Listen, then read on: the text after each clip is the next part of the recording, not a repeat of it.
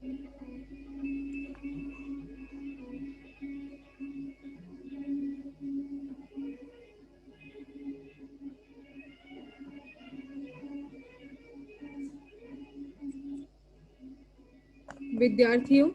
आज हम बात करेंगे अलाउद्दीन खिलजी और उसके साम्राज्यवाद के बारे में। अलाउद्दीन खिलजी, जो मध्यकालीन इतिहास की एक विशिष्ट व्यक्तित्व के रूप में जाना जाता है, जिसने भारत में खिलजी साम्राज्यवाद की नींव रखी थी।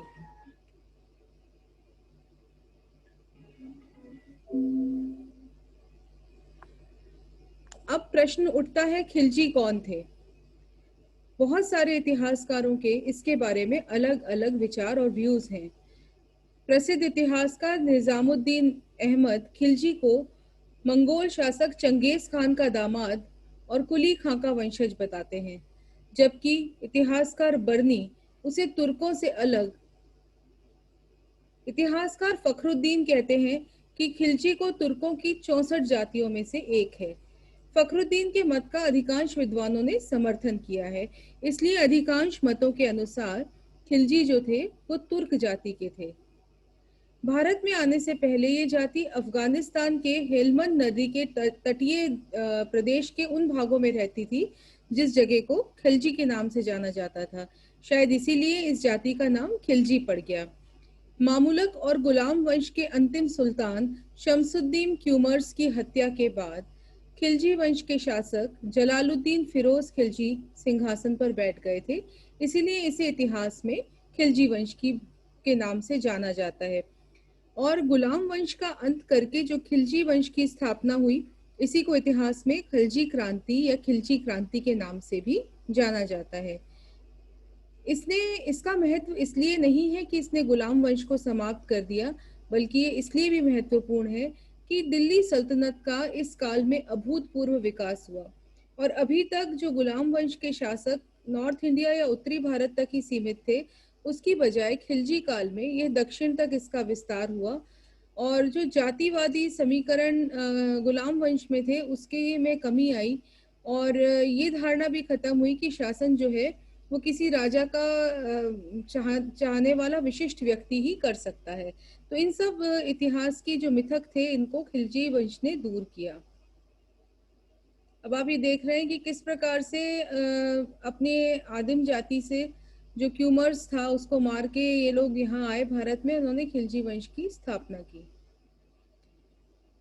खिलजी वंश मध्यकालीन भारत का एक राजवंश था और इसकी जो सत्ता थी 1290 से 1320 ईस्वी तक इसने राज्य किया और खिलजी दिल्ली की मुस्लिम सल्तनत का ये दूसरा शासक परिवार था।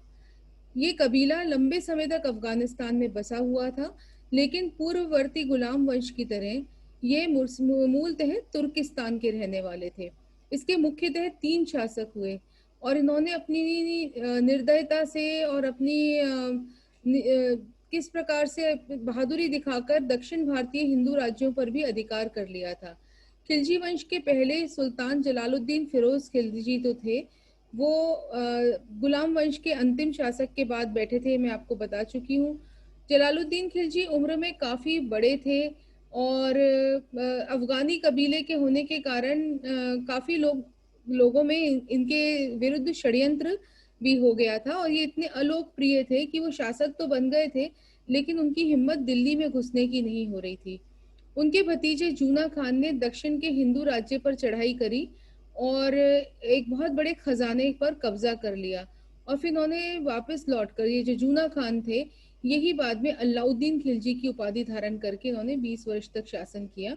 ये जलालुद्दीन खिलजी फिरोज खिलजी है जो काफी बुढ़े और अयोग्य शासक थे। ये अलाउद्दीन खिलजी के चाचा थे और अलाउद्दीन खिलजी का प्रारंभिक नाम जो था वो जूना खान था और उसने अपने चाचा की हत्या करके शासन को प्राप्त किया था। जलालुद्दीन के शासन की सबसे महत्वपूर्ण घटना मंगोल आक्रमण थी। इनके काल में मंगोलों ने भारत पर आक्रमण किया था और 1290 ईस्वी में हुए इस आक्रमण में मंगोलों का नेतृत्व जो था वो अब्दुल्ला नामक व्यक्ति ने किया था। जलालुद्दीन ने मंगोलों के साथ संधि कर ली थी और बाद में 4000 मंगोलों को इस्लाम कबूल करवाया गया था और उन्हें दिल्ली में बसाया गया था। अब जलालुद्दीन खिलजी की हत्या करके उनका भतीजा अलाउद्दीन खिलजी जो था वो शासक बन गया। खिलजी वंश के जो प्रमुख शासक थे उसमें प्रसिद्ध शासक जलालुद्दीन खिलजी, अलाउद्दीन या अलाहुद्दीन खिलजी, शहाबुद्दीन उमर खिलजी और कुतुबुद्दीन या मुबारक खिलजी और गयासुद्दीन खिलजी। तो सबसे मेन जो शासक था वो था अलाउद्दीन खिलजी। इसने अपने साम्राज्य को दक्षिण दिशा में बढ़ाया।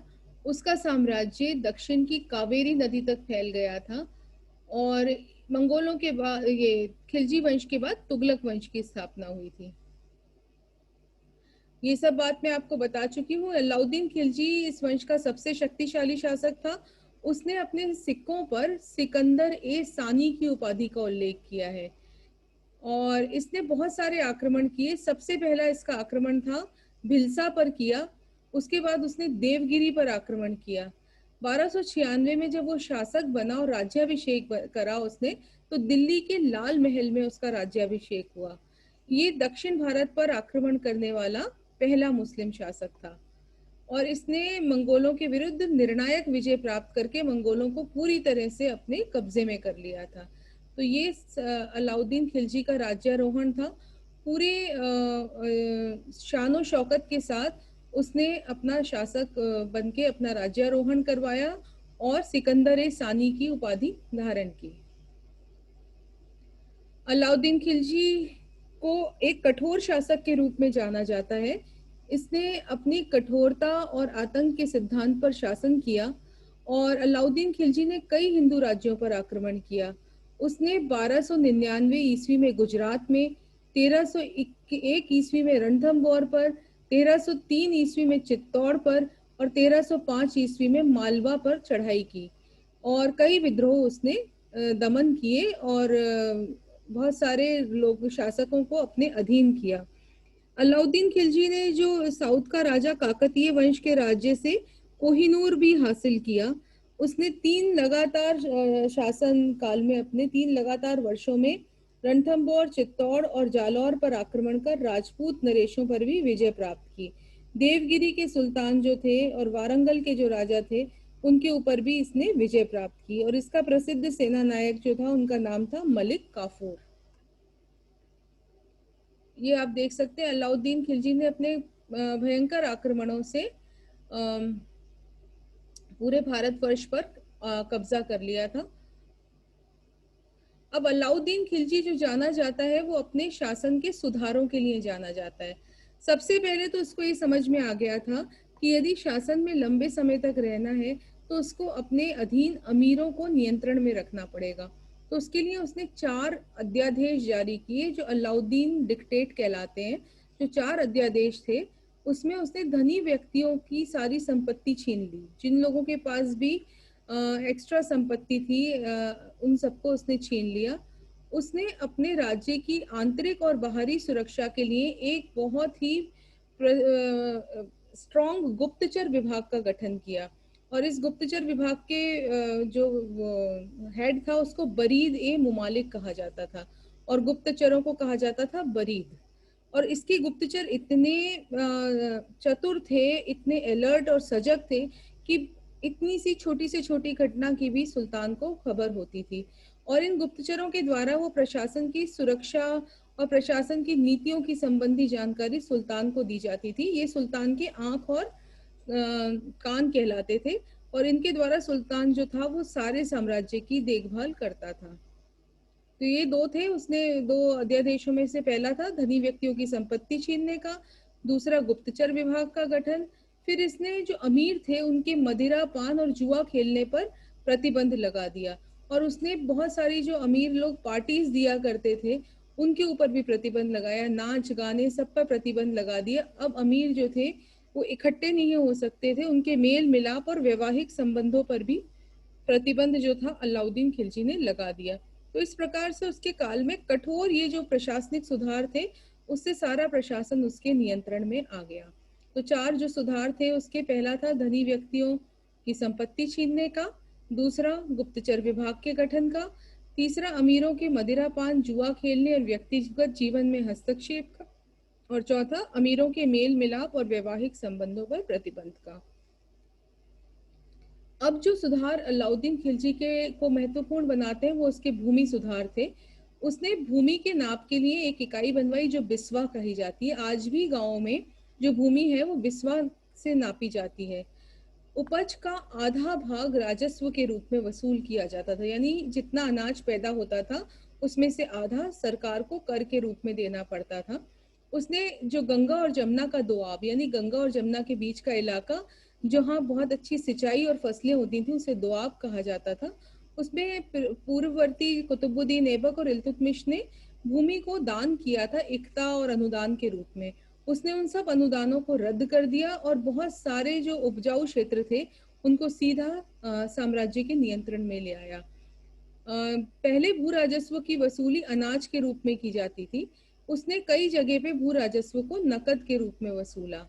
और उसने जो जिन लोगों के पास भूमि थी वो तो राजस्व दे देते थे, लेकिन जो पशुपालक से थे उनसे भी घरी और चराई नाम के कर वसूले गए। और इस कर व्यवस्था को अच्छी तरह चलाने के लिए उसने एक पूरे पैराफर्नीलिया की, पूरे इंफ्रास्ट्रक्चर की, पूरे एक संगठनात्मक ढांचे की व्यवस्था की, जिसमें आमिल होते थे, गुमाश्ते होते थे, मुत्सरिफ नाम के अधिकारी होते थे और पटवारी होते थे। ये सब करों की गणना करते थे, करों को एकत्र करने का काम करते थे, उनके रिकॉर्ड का संधारण करते थे। तो ये सब कार्य करने के लिए इसने अधिकारियों की नियुक्ति की। उसने खाता बही करके जो था रिकॉर्ड्स रखने शुरू किए और राजस्व प्रणाली को बेहतर बनाने के लिए एक नए विभाग का उसने गठन किया जिसको दीवान ए मुस्तखराज कहा जाता था। और इस विभाग का कार्य होता था कर व्यवस्था में राशि को वसूलना। अलाउद्दीन खिलजी ने जो भूमि की पैमाइश होती थी, यानी भूमि की नाप को वापस से स्थापित किया। राजस्व की दर बहुत ऊंची थी, 50%, यानी उपज का आधा भाग कर के रूप में वसूला जाता था और राजस्व को कहते थे खराज। अलाउद्दीन खिलजी ने बहुत सारे इन सुधारों को करने के कारण उसका खजाना काफी अच्छा हो गया था, उसकी आर्थिक स्थिति अच्छी हो गई थी और उसने राजस्व संबंधी जानकारियों का लेखा जोखा भी रखना शुरू किया। अब जो अलाउद्दीन खिलजी का मेन सुधार था, इसी से जुड़ा हुआ राजस्व या आर्थिक सुधार से ही जुड़ा हुआ, वो था उसकी बाजार नीति।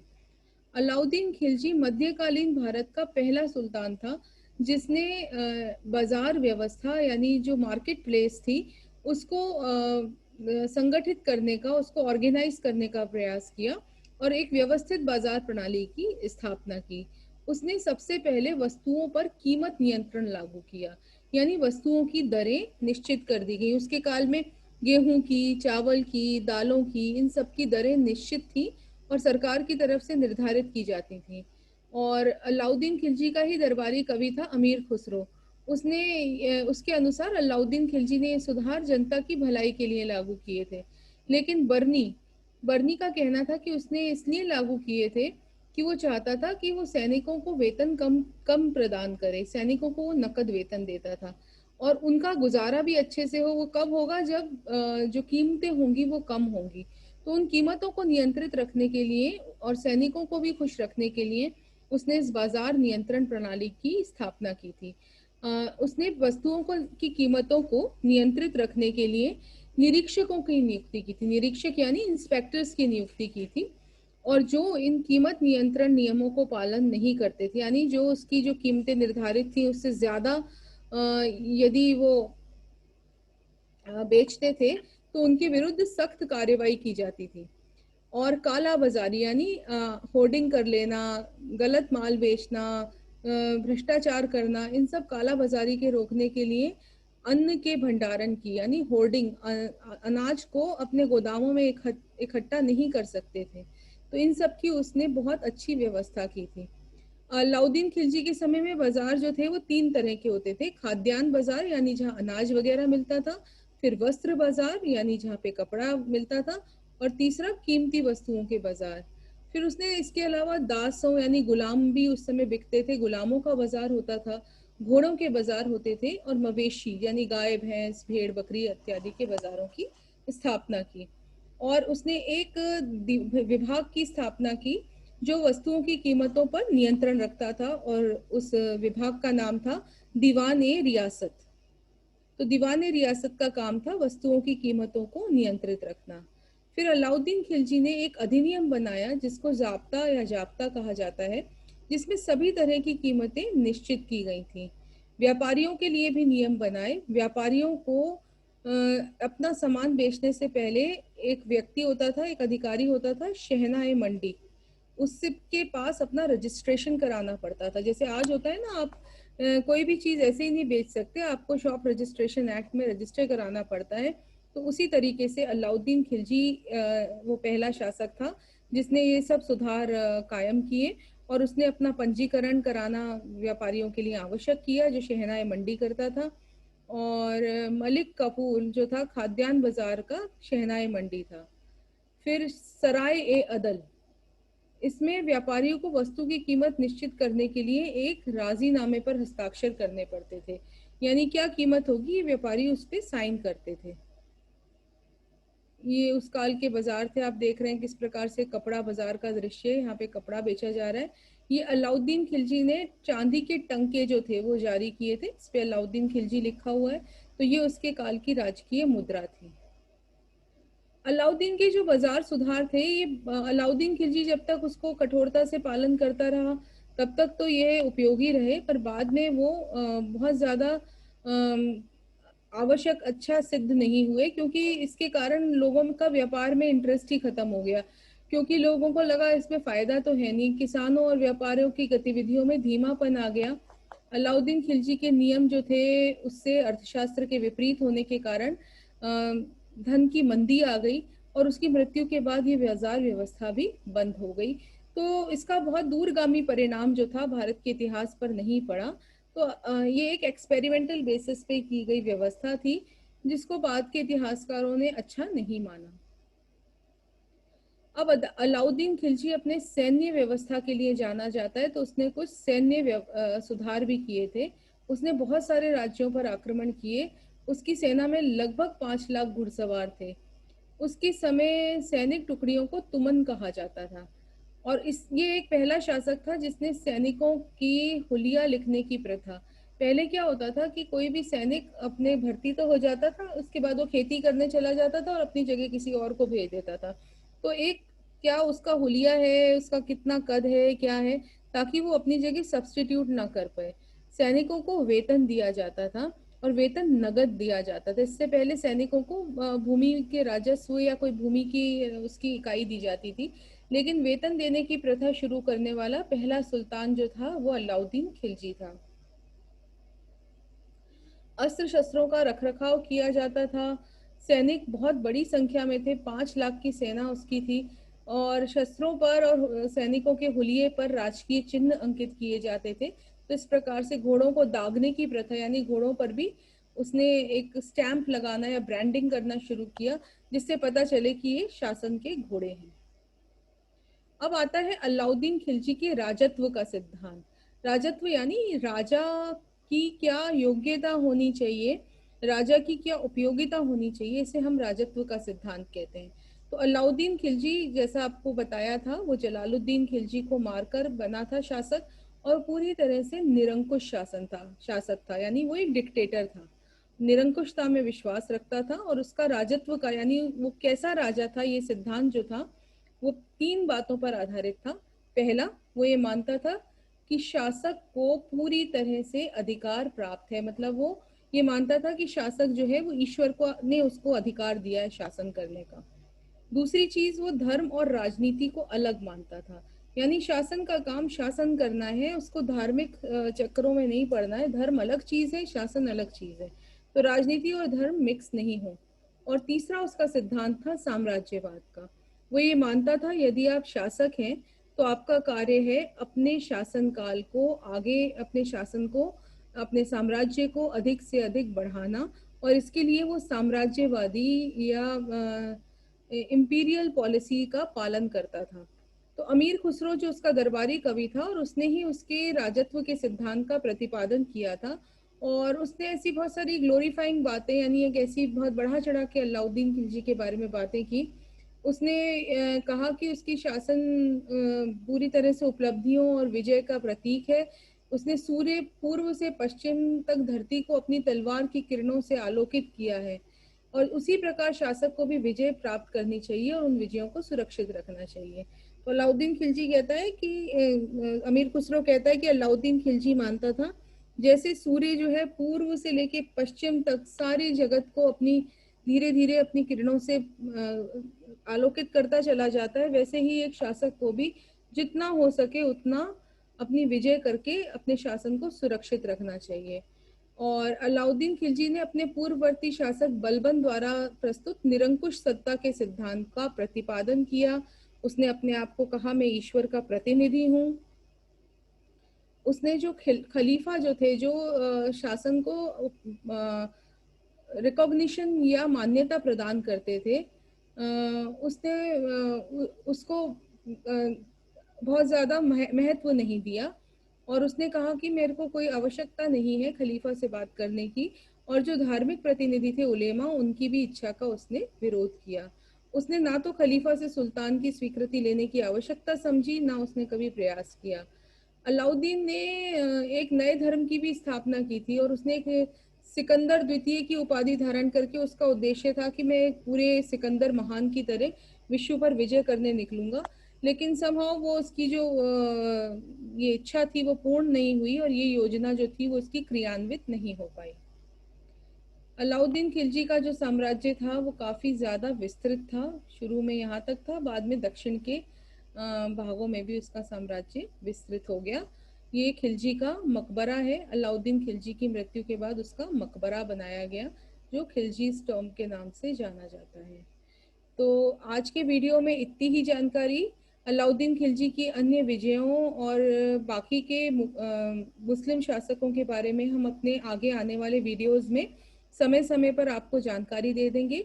आपको यदि और वीडियोस इतिहास के बारे में जानने हैं तो ये मेरा YouTube चैनल का लिंक है, इसको आप सब्सक्राइब और डाउनलोड करके इतिहास विषय के मेरे द्वारा निर्मित अन्य वीडियोस को देख सकते हैं।